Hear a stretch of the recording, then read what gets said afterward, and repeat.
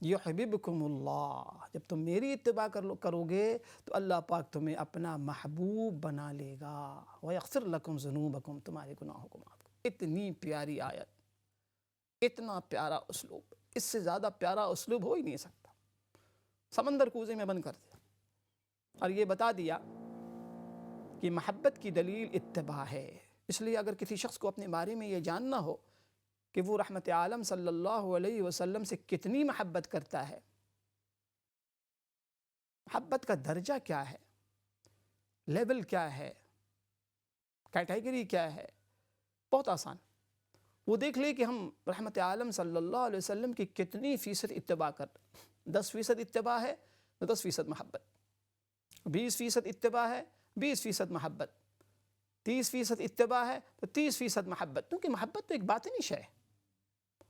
آپ دیکھیں نا آج ہمارے یہاں کیا ہو رہا ہے، بڑی بڑی ملنگن جو سرکار ہیں ان کا دعویٰ یہ ہے کہ 100% وہ عاشق، 100% وہ محبت کرتے ہیں، یہ دعویٰ ان کا ہے، لیکن اتباع زیرو، یعنی کوئی عمل سنت کے مطابق نہیں، کوئی طریقہ سنت کے مطابق نہیں ہے، کوئی چیز سنت کے مطابق نہیں ہے، تو ظاہر ہے کہ شاید دنیا ان کو کہہ دے بہت بڑا عاشق، لیکن اللہ پاک کے ہاں چونکہ اتباع نہیں ہے، اسلام میں مدار جو رکھا گیا اتباع پہ رکھا گیا، دار و مدار، محبت بھی بیس اتباع پر ہے۔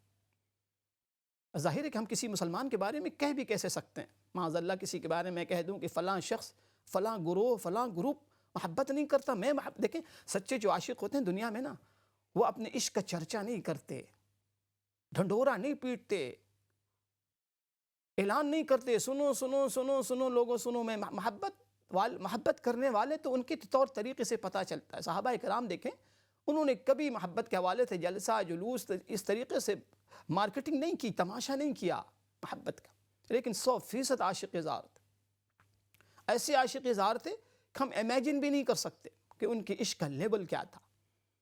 ایک موقع پہ ایک صحابی کہتے ہیں کہ اللہ کے نبی صلی اللہ علیہ وسلم ایک راستے سے گزرے اور راستے میں ایک بڑی خوبصورت عمارت نظر آئی۔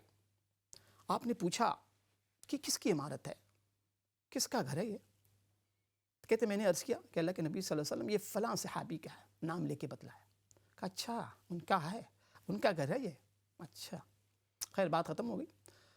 وہ صحابی کہتے ہیں کہ ان مکان مالک سے جن کا مکان تھا میری ایک دن ملاقات ہو گئی، تو میں نے یوں ہی برسبیل تذکرہ ان سے یہ کہہ دیا کہ آپ کے گھر کے پاس سے ہمارا گزر ہوا تھا اور رحمت عالم صلی اللہ علیہ وسلم گزر رہے تھے، میں بھی ان کے ساتھ تھا، تو آپ نے پوچھا تھا آپ کے مکان کے بارے میں۔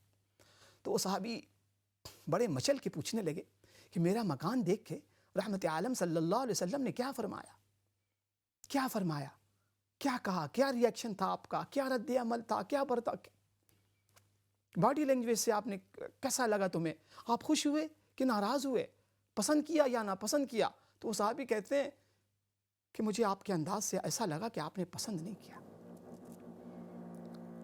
محبت دیکھیں، محبت۔ وہ صحابی کہتے ہیں واقعی میرے گھر کو اللہ کے نبی صلی اللہ علیہ وسلم نے پسند نہیں کیا؟ تم صحیح کہہ رہے ہو؟ کہا ہاں، آپ نے دیکھا بڑا خوبصورت مکان، آپ نے پسند نہیں کیا۔ تو ان صحابی نے پورے گھر کو مسمار کر دیا کہ جو چیز میرے محبوب صلی اللہ علیہ وسلم کی نگاہ کو نہ بھائے، مجھے وہ چیز نہیں چاہیے، مجھے وہ چیز نہیں چاہیے۔ پورا گھر انہوں نے توڑ دیا کہ نہیں چاہیے مجھے۔ ناظرین ہم امیجن بھی نہیں کر سکتے کہ صحابہ کرام رضوان اللہ تعالی علیہ اجمعین کتنی محبت کرتے تھے رحمت عالم صلی اللہ علیہ وسلم، کتنی محبت کرتے تھے، ہم امیجن نہیں کر سکتے۔ ایک صحابی کہتے ہیں اللہ کے نبی صلی اللہ علیہ وسلم میں دعائیں پڑھتا ہوں، دعاؤں کے لیے میں نے وقت مخصوص کیا، تو کیا میں 1/3 درود شریف پڑھوں دعاؤں کی جگہ؟ آپ نے فرمایا کہ فَإِن زِدْتَ فَهُوَ خَيْرٌ، اگر زیادہ کرو تو اور زیادہ بہتر ہوگا۔ تو انہوں نے فرمایا کہ آدھا، کہا اور زیادہ کرو تو اور زیادہ، کہا پھر میں جتنے اوقات میں نے دعاؤں کے لیے مخصوص کیا میں درود شریف ہی پڑھتا رہوں گا۔ آپ نے فرمایا تب تو تمہارے سارے گناہوں کو اللہ معاف کر دے گا، تمہارے سارے غموں کو اللہ دور کر دے گا۔ کاش کہ ہمیں بھی درود شریف پڑھنے کی توفیق مل جائے۔ اور ضرور اس بات کو یاد رکھیے گا، کسی کو گستاخ نہ کہیے، کافر نہ کہیے۔